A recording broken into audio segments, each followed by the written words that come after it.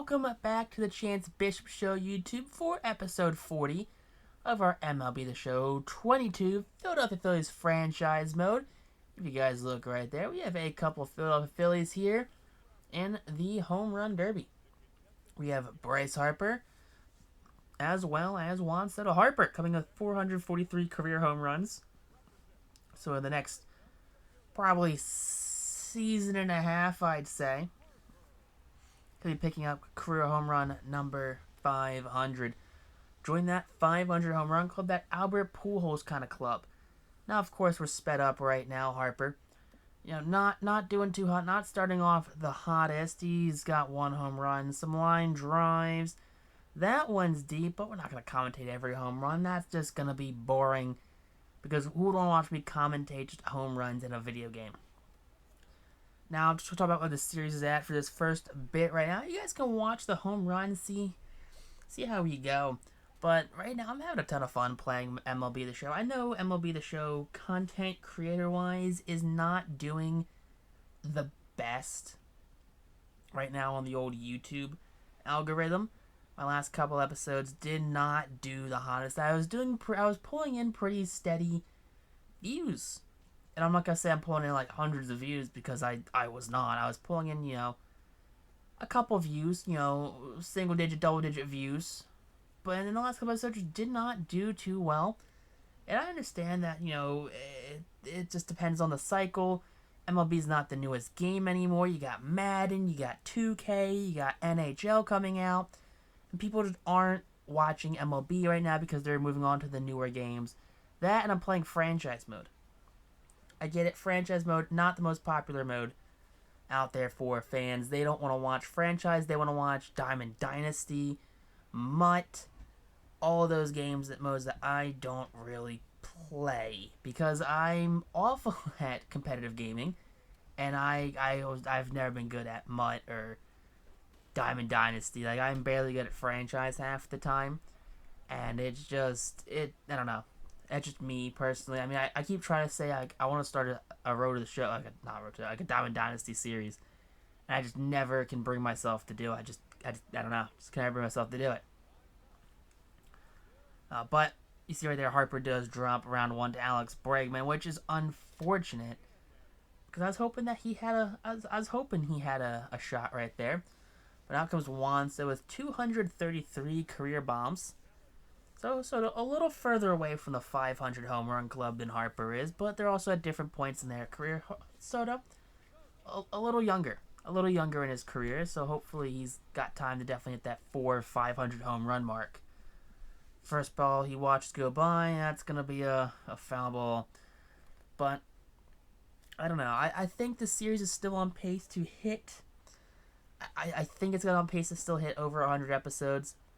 I mean, how many more episodes are we going to do where we're actually just playing every game and not just turn into like simulate a season kind of episodes?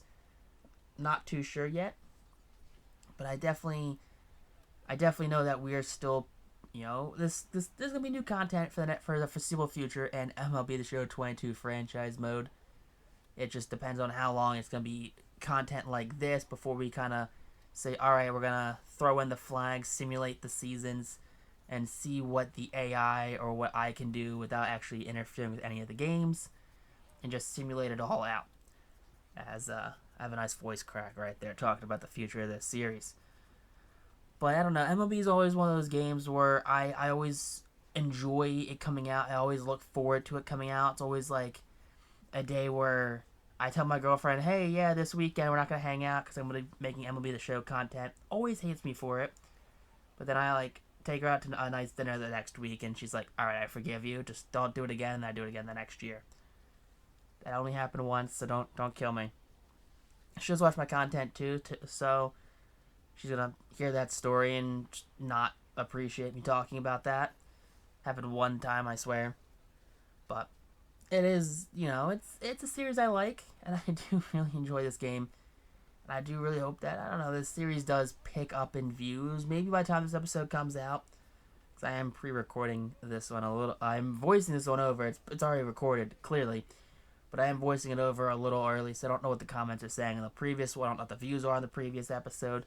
So I just hope that maybe the views pick up a little bit, and I get back to where we were on view count wise, and we are, things start turning around, drawing some more views, drawing some more subscribers, and that's what I'm hoping for right now. It's definitely what I'm hoping for. It's what I'm looking forward to, and on YouTube is just to try and generate more views daily, more views weekly, and get more subscribers to hopefully hit that 1,000 subscriber mark. I mean, we're halfway there, at 517. So I really hope we can hit that, that 1,000 mark at some point in the near future. But I've been saying that for a while now, so it's like every year I say that, he's still in that 1,000 subscriber lookout for like 2 years now. Yeah, I'm still looking for 1,000 subscribers. It's coming a little harder than I initially hoped, I guess. But I mean, I can only do so much. I just gotta hope that YouTube algorithm just looks favorably upon me and starts helping me out at some point. But I'm gonna keep on doing what I like to do, and I like doing YouTube, and I like doing this, and I like having fun, and I'm gonna keep doing it. Hopefully, it all works out in my favor, and we start, getting more views and more subscribers in the future. But hey, if we don't, then I'm just gonna keep making content, I guess, for myself. Who knows? Also, if you guys don't know, you guys made it somehow to this exact moment. Yeah, I have a card opening channel on YouTube, Chance Bishop Breaks, where we open up cards every Monday and Friday. So 2 times a week. I got 100-something subscribers on that channel, so we're chilling. We're chilling right now for it. But right now in the home run derby, we have a Juan Soto versus Jordan Alvarez home run derby. Alvarez, 17 home runs. We need 18 to win, of course. Yep, that says right there, 18 to win. I can read. Could you imagine what the home run totals would be like for players that made it to the home run derby? That would have, like, if these home runs counted for, like, single season home run records. Like, the one year Josh Hamilton went off and hit, like, 50 home runs or something like that. Could you imagine what his home run total will be for, like, the year if that happened? Like, that'd be some absolutely insane stats right there for players that just go off in the home run derby and then have those home runs count for the regular season. I know then you would get players like, oh, it's unfair because not every player gets to, partake in it, and it's only like a couple from each league. And I think even this past year is weird because Pujols wasn't like a top leader in home runs, and then Kyle Schwarber was like the National League leader in home runs, and then Kyle Schwarber lost to Pujols because I don't know. I don't know what happened in that round. I just know Pujols wasn't necessarily the leader. I think there's more National League players than American League players because no one actually wants to do the home run derby because it like messes up their swing, which is like I can understand because you're just trying to go for as much power as possible, so you're swinging harder, and it can mess up some players' swings. Like I know the one year Bobby Abreu for the Phillies competed, and he then hit like 2 home runs the rest of the season. Like from the home run derby, he only hit 2 more home runs. But it's like it messed up his swing really bad. And he went on like a huge cold streak too. But besides the point. I mean, I'm not here to say what the home run derby can and can't do. I'm not a scientist. I'm not a professional baseball player. I've never participated in a home run derby. I sometimes play like, unorganized softball, and then the day after I am in so much pain I can barely stand and walk because I go way too hard for some rec league not even rec league softball, just like some like find an empty diamond and play some softball kind of go right there. You know what I'm trying to say. I go way too hard at non-collegiate sports just for some fun, run-of-the-mill family softball. I go way too hard. But we're done the home run derby. We're into the All-Star game now. The main attraction, the big kahuna. So we had Harper and Soto in the home run derby. That's great. You love to see that right there. You love it when Philadelphia gets representation in the home run derby because guess what? They kind of get slighted. They have players with good home run power, but never players with like great home run power. And Bryce Harper, he's been getting so much recognition during this series, making the All-Star games, making the home run derby. He's been killing it recently, and you just love to see that right there for Bryce because he struggled in real life making the home run derby. I think the first year he struggled the first half. I think COVID, And then a lot happened. But take a look. We have JT, Alec Bohm, Bryce Harper, Juan Soto, Kyle Schwarber, and Aaron Nola. That's 6 Phillies right there, right? 6 Phillies? Uh, I forget who they were instantly. Soto, Harper, Schwarber, Nola, Bohm, JT. Yeah, it's 6 Phillies right there. Take a look at Aaron Nola. 19 starts. He's 14-2 with a 2.25 ERA, 123 strikeouts in 124 innings pitched, 80 hits allowed, 45 walks, a 101 whip. So Nola continuing his string of dominance here in MLB The Show 22. Kyle Tucker's got a 1-1 count. Tucker puts down on the ground. 2, Fredward. Flipping to Nola on the run, and that's going to be out number 1. So 3-pitch out for Nola. Gets the first of the game. You like to see that for the Phillies ace.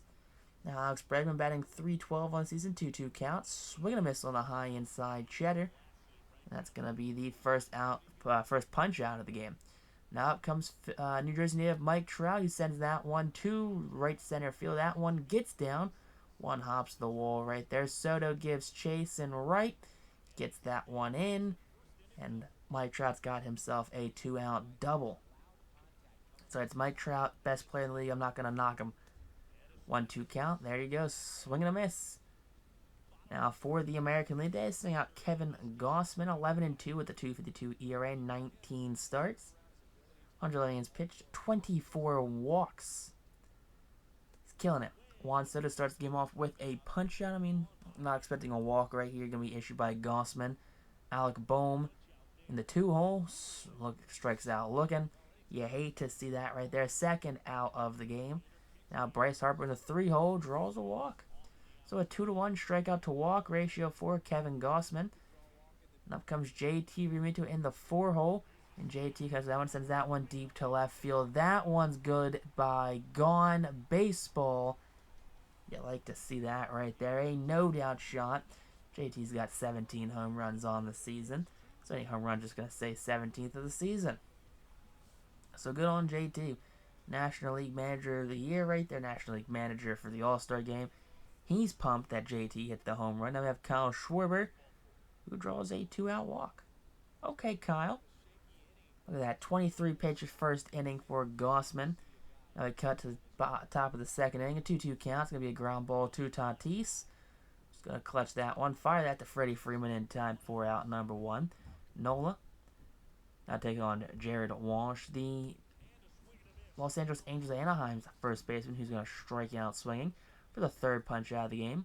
And now Bo Bichette up, 2-2 count, and Bo Bichette pops this one up, foul territory. Freddie Freeman's got it, and he's going to stay the lat and make the final out right there. So Nola, stay is done, as up comes Juan Soto, who will strike out swinging, taking on Bailey Ober. Alec Bohm, chopper to the first baseman, he's going to glove it, step on the bag in time for out number 2. Now Bryce Harper puts that one on the ground, and that's going to end the third. End the second, I'm sorry. Bottom of the third, JT, ground ball, backhanded by the second baseman. Can't beat it out. That's going to be out number 1. Now Kyle Schwarber up, and Schwarber swing and a miss on that one. And he's going to be thrown out at first, though. Cannot outrun the dropped strike. Juan Soto is going to draw a hit-by-pitch here in the bottom of the 4th inning with an out. Now Alec Bohm swinging and misses for the second out of the inning. Now we have Bryce Harper, 1-2 count, swing and miss again on the slider. So back-to-back punch-outs ends the 4th. And then we have JT up in the 5th. It's a 5-2 game now. National League leads to the shortstop, who's going to double clutch, fire that one to first in time, out number 1. Start this inning off. You have Kyle Schwarber take on Frankie Montas. Takes that fastball deep to right center.